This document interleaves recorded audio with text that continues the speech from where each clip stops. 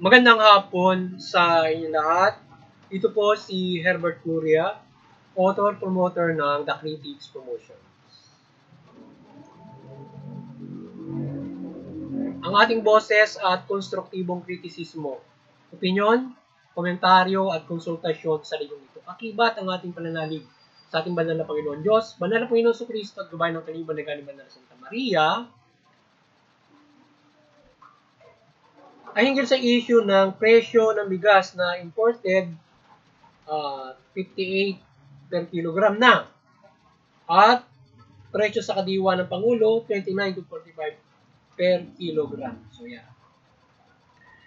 Ayon sa ating pamalaan mula DA o Department of Agriculture ay nasa 58 per kilogram na ang mabibiling presyo ng bigas o SRP nito. Dito ngayon, nag-range ang market ng bigas maging imported or not, nasa 50 and above and ang kilo. So, yun. So, bali umaabot na ngayon ng umaabot ng 58 ang kilo ng imported rice. So, dati umaabot ng 60 pero mataas pa rin yung 58 kilo kung sa pangkalahatan ng mga pangkalahatang market. So, yun. Mahirap. It can't be afforded by the simple Pilipino.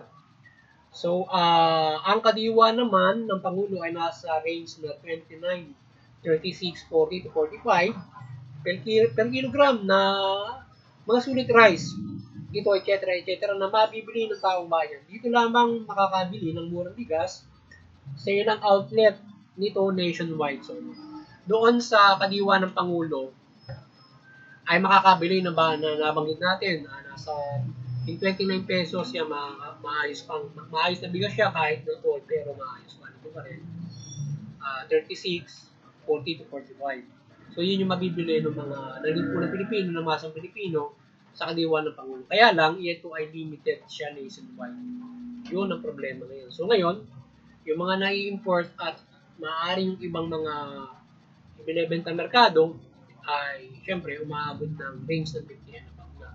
So doon lang sana yung mayroong nabibili na hindi lamang doon sa kadiwa ng Pangulo na sa range ng ganyan, yung 26 to 45 na mabibili mo pa rin doon sa mga palengke, supermarket yan na o anong mga sari-sari store o ang tawag dito yung mga retail outlet na makakabili ka ng murang bigas. But definitely, yung mga retail outlet ng mga bigas natin ay maabot yata ng 50 and above. So, yung pagtingin natin ay doon lang sa kadiwa yata nakakabili ng ganun. So, sana nakakabili ng ganun doon sa hindi kadiwa o doon sa mga retail outlet from the palengke, sari-sari store, from the supermarket, mga ganun, doon sa nag-retail ng ganyan. But definitely, matataas yung retail price na yan na from the imported at maybe local ay ganun yung presyo sa 50 naman. So itong mga presyong ito ay para sa atin ay ito ay mahirap i-afford ng mga minimum wage earner and below minimum wage earner, lalo na yung mga walang permanenteng trabaho. Hindi lang basta walang hanap trabaho kasi hindi lang po pwede walang hanap buhay, talagang magtatrabaho ka, kaya lang ay ikaw ay walang permanent kung ikaw ay isang pamilya. So aside from walang trabaho na maasa doon sa mga magulang mo o mga area doon sa pamilya mo. Kasi hindi naman mo pwedeng walang trabaho sa tao kasi kakain ka. Or else, magiging miyembro ka ng pantawid ka pamilya na ikaw ay walang hanap buhay. So yun. So, maging yung ating pantawid ka pamilya ay may hirapan din silang bilhin. Itong 58 per kilogram. Kaya nga sila nasa pantawid ka pamilya. At may kauntingan na buhay. So, pandagdag mo yun, mga ilan lang para makabili ka. Kung halimbawa ilan yung sa buong Pilipinas mayroon yan, yung kadiwa pa nga, saan sila ngayon pupunta ng kadiwa ng Pangulo para makabili ng 29 pesos, di ba? Yun yung, kumbaga sa vulnerable sector, yung nasa pantawid ka pamilya, yun yung pangunahin na tatamaan ng inflation. Pangalawa, yung mga hindi naka-enroll doon na mga Pilipino na hindi naka-enroll pero sila ay kapos ang kita pa rin pero hindi kasama sa pantawid. Pero mga ganun. Aside from ay minimum wage area, yung minimum wage area kahit pa paano mahihirapan sila sa 50 as ay prime as ay price ceiling nung rice sa market. Ano ba sa pamilya sa mga retail outlet. Kung ganun yung parang pinakang presyo niya. Sana may mabili ng mababa pa doon sa ano. So ngayon ay ang critics promotions ay maring sumusuporta sa mabuting pamamahala, patas, justisya at karapatang kantao. At sa issue ito, na mataas na presyo ng bigas sa bagong taon ay hindi magandang salubong ito sa tipo ng Pilipino at mahirap itong i-afford ng mga malalaking kita ng walang malaking kita at permanenteng trabaho at walang trabaho. So paano na ang mga minimum wage at mas mababa pa dito ang kita kagaya ng mga nabubuhat lamang, piyo, boy, etc. etc. So yan, yung lalo na mga ganun lang yung trabaho mo. So, di ba? Ikaw ay mahihirapan na kumita para diyan, para makatulong ka sa pamilya. Kagaya ka, maging yung yung mga helper, mga ganoon, di ba? Yan. Sa bahay, sa mga tindahan, mga etc. etc. Yung mga taga-buhat, di ba? Taga-linis, yan. So, mga piyon, mga construction, di ba? Aside from yung halimbawa kahit mag-minimum man, mahirapan pa rin sila sa trabaho, lalo na yung mga nasa mga malalayong lugar. Kaya, in the other hand, kung sinasabi natin, kung nakamura ka ng 2 piso sa 60, mahal pa rin yung 58. Kung yun yung pinakang imported yun, paano yung local, di ba? So, sana mas mababa pa rin yung siguro pinakamaganda ng bigas yun. Paano yun? Halimbawa, yung pinakang bibili doon sa mga retail outlet, sa mga palengke ng mga bigas na maganda, pero siguro nasa 50 pataas pa rin yun. Hindi pa rin sila kayang bilhin ng mga masang Pilipino na kahit yung minimum wage earn, may hirapan. So, dapat mababa. So, ngayon, may yung nakakatulong dyan, yung AKAP, doon sa sa inflation. Pagkatapos yung yung ilang programa ng gobyerno na ayuda at saka yung kadiwa. So yun yung ilang mga tumutulong sa masang Pilipino para maka-afford ng bigas at ibang mga presyo ng ibang mga commodities na market. So tila pinagtampuhan na ang bigas ang masang Pilipino sa kakayanan ng ating pamahalaan sa pagharap sa ekonomiya.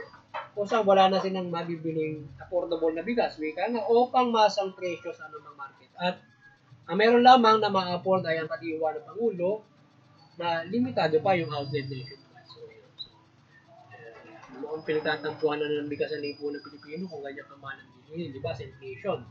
So, ano ba yung dapat na solusyon ng ating pamahalaan aside from kadiwa ng Pangulo para sa masang Pilipino at yung AKAP. Yan. So, dapat ay may mahusay na solusyon ng ating lipo ng Pilipino from doon sa masang Pilipino, minimum wage earner, and then maski nga doon sa mga above income pa. Na aside from talagang medyo talagang super maganda na yung kita mo, kahit yung 60 magandang bigas mabibili mo. Sako-sako, di ba? Pero kung yung mababa pa ron, so medyo nahihirapan din sila sa kanilang bulsa. Ngayon, syempre, halimbawa, 50 kilos na ubos mo sa tahanan mo. Kung yung patong na 5 piso, malaki na yun. 5 times 50, magkano na yun, di ba? 250, di ba? Kung halimbawa, 50 pesos lang ang presyo yun, kung naging 55, yung malaki rin yung dinadagdag mo. Pambili mo na rin ng ilang mga ingredients yun.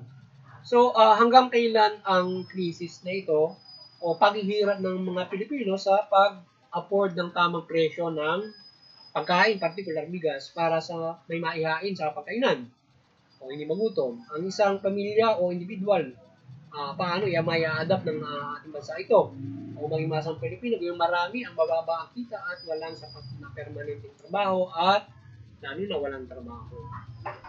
So, ganyan ang gawa ng mahusay na solusyon ng ating pamahalaan, ng ating ekonomiya particular presyo ng pagkain o bigas, walang Pinoy na magutom at maibigay ang karapatan nila mula dito. So yun. So sana ano ba yung hanggang kailan yung crisis na ito, o ito ba iaanap na ng lipunan ng Pilipino para masolusyonan itong problema ito ng inflation sa bigas. So iba't ibang mga kakibat ito mga pagkain para may makain ng lipunan ng Pilipino. Yan. So kaya dapat ay pag-ibayuhin ng ating Pangulo, Department of Agriculture, kung paano nyo magagawa ng paraan na affordable yung presyo ng pagkain sa ating bansa. Yan, yung mga vegetable, bigas, yan. It could be an affordable prices. Maging yung mga canned goods ay mabibili at affordable prices. Di ba? Yan. At mga tinapay, yan. Dapat yan, yung mga pangunahing mga pagkain na dapat ito ay affordable, lalong-lalo na lumasang Pilipino. Para hindi magutom at kahit paano mayroong tinapay na kakanin. Di ba? Ganun. So kaya sana magawa ng mahusay na solusyon ng ating pamahalaan itong problema ng ating pangtaas ng bigas kung compared to our minimum wage and our economy na yung ating status ng ating mga mamamayan na mayroong non-permanent yung trabaho at ganun nga lamang yung kinikita. So, kaya dapat tayo solusyonan at napakarami pa ng ating mga tinutulungan sa pantawid sa pamilya at iba't ibang mga binibigyan ng mga ayuda ng ating mga pamahalaan na hindi nakakasabay sa standard dapat na sahod. Umabot ka dapat ng mga 30 to 40 para makabili ka ng isang sakong bigas, 50 kilos naman para mo sa iyo di ba? At iba't ibang mga gastusin. Ayan. Kaya dapat sana yung ating pamahalaan ay pag-ibayuhin yung kanilang mga programa para masolusyonan nila yung pagkaganyan may crisis ng bigas or crisis sa pagkain. So yung nakikita ng ating pamahalaan ay mabibigyan nila dun nga sa akap. Hindi lang yung bigas, kundi pati na rin yung pati ibang mga commodities. Matutulungan nila yung mga piling mga Pilipino. So yun. Ngayon, ito naman yung ating mungkahin dyan. Aside from them, yung mga akap, ganun yung kanyang binibigay para kapag nag-inflation. Minimum earner or below earner. Aside pa yung halimbawa yung nandoon sa loob ng sa loob ng pantawid sa pamilya. So mukhang di yata kasali sa akap yun, dapat kasali pa rin sila. So ngayon ganito ngayon yan. So yung ating mungkahin dito sa pamahalaan ay subsidy sa pamamagitan ng flat selling price ng rice na halimbawa dapat ay mayroong isa-subsidy ang pamahalaan na halimbawa ganyan mataas. Yung affordable sa masang Pilipino sa lahat 30 pesos per household na per kilo or 30 pesos na pwedeng mabigyan mo mabenta mo ng 25 kilos a month ang bawat tahanan na lipunan ng Pilipino. So yan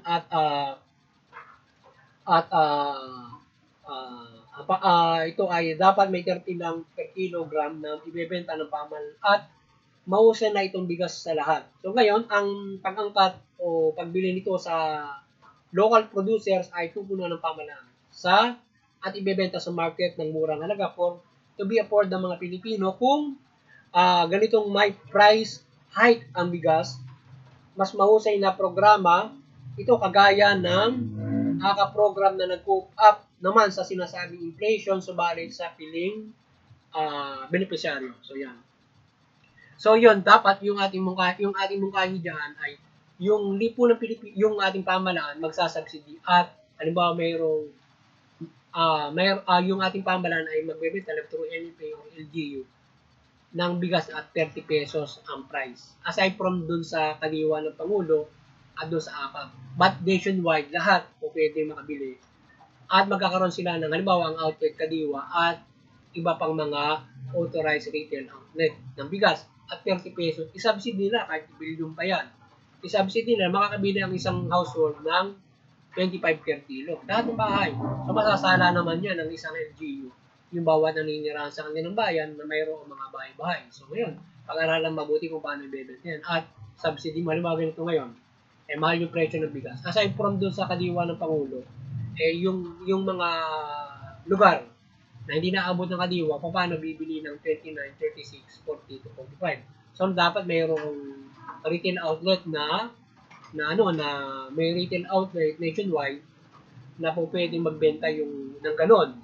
So ngayon, kung ipa-flat rate mo, halimbawa 30 pesos sa buong Pilipinas, isasubsidy ng pamahalaan kapag ganyan, ay sa tingin natin, ay makaka-afford yung mga Pilipino 25 per pesos.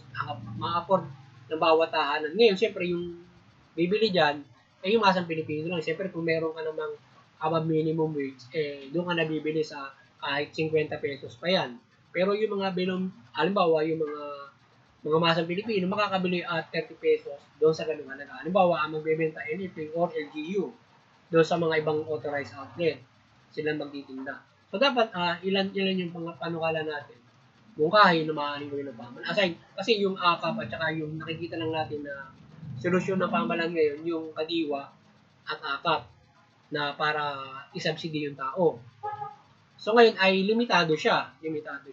So, why not gawin natin yan na everybody household, pwedeng 25 per kilos. Ngayon, para maiwasan yung masasala naman yun Pag-aaralan yung pagbili. 25 kilos per household na makaka-afford ng 25 kilos at 30.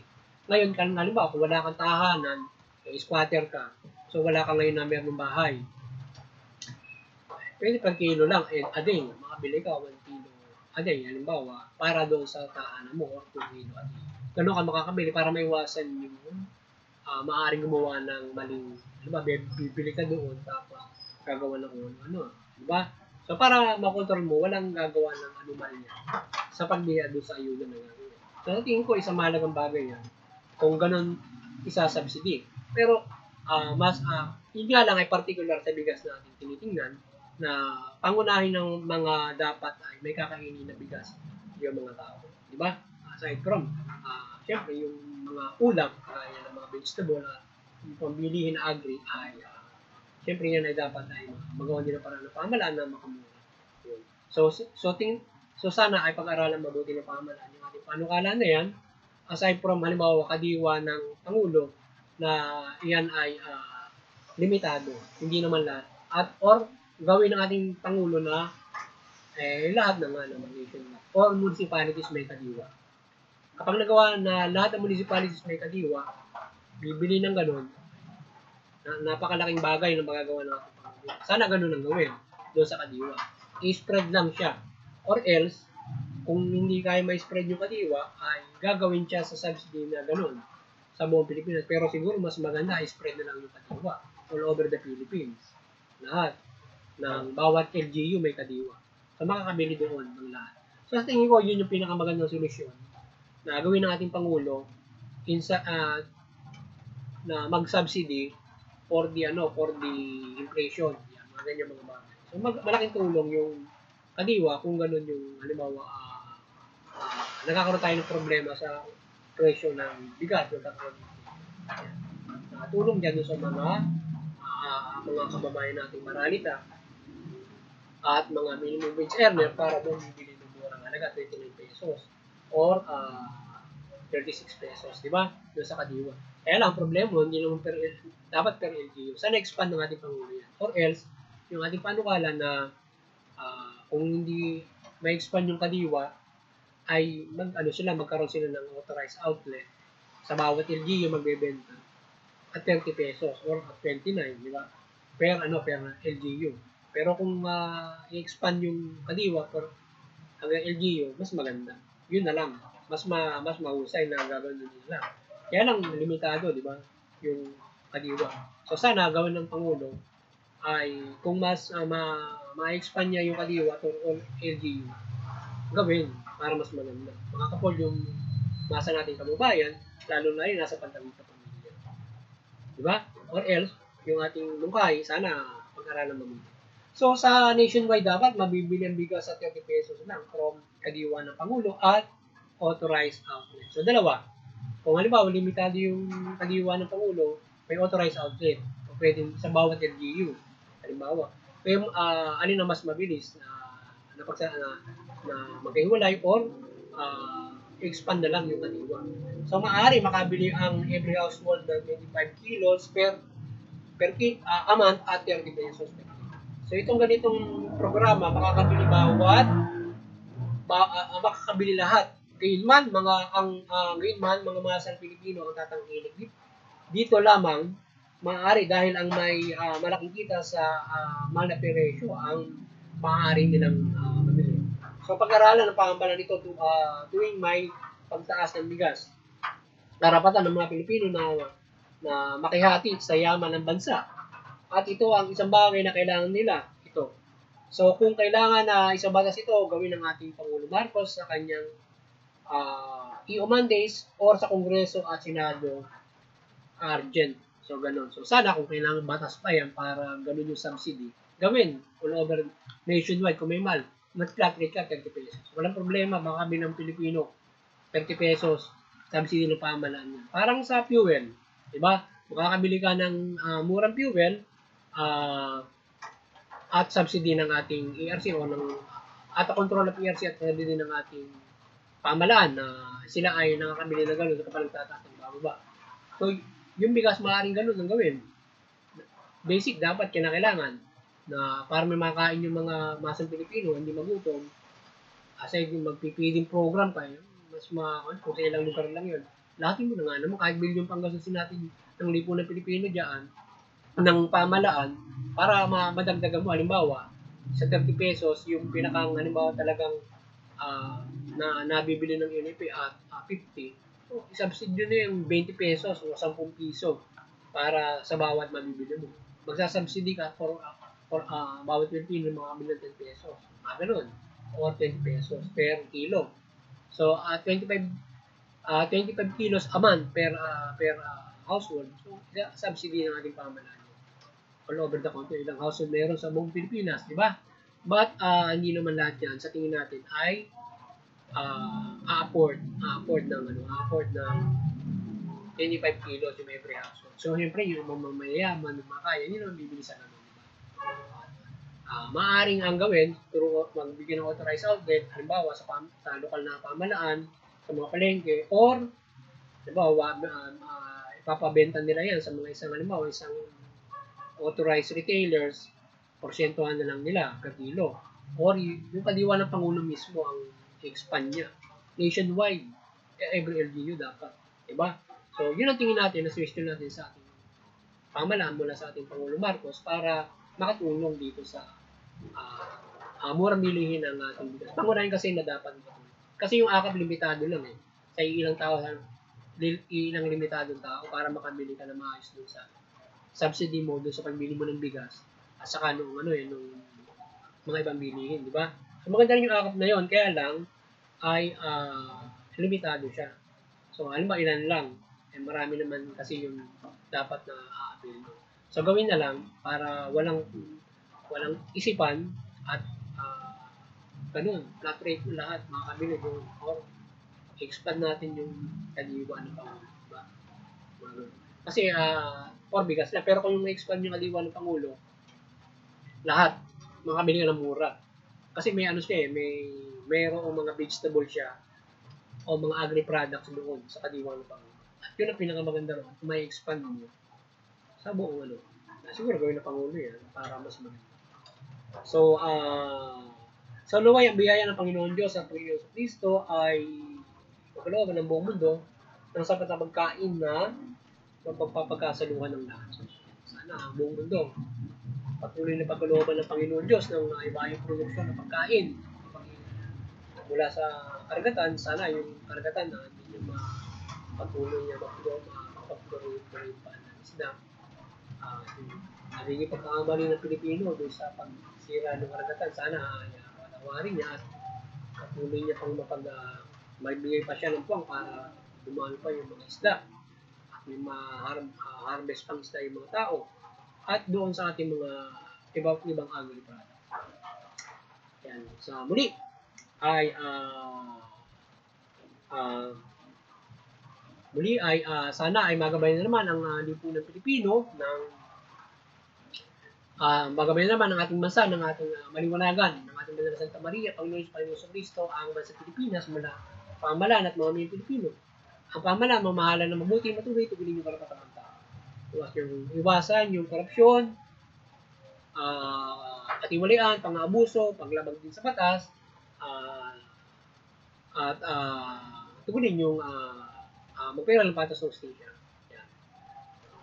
Yung mamamayan, wag lumabag sa batas. Suportahan yung pamahalaan, suportahan yung mabuting mamahala, patas ng hustisya, karapatan ng tao. Sa gayon, makapamumuhay tayo ng maunlad, mapayapa, protektado, magaan. Higit sa lahat, makapananampalataya tayo ng magaan sa ating mga napag-usahay sa kapatid. So, hindi tayo mahihirapan na magsapraktika ng ating pananampalataya at tayo ay magkaroon ng malaking pag-asa sa ating kaligtasan.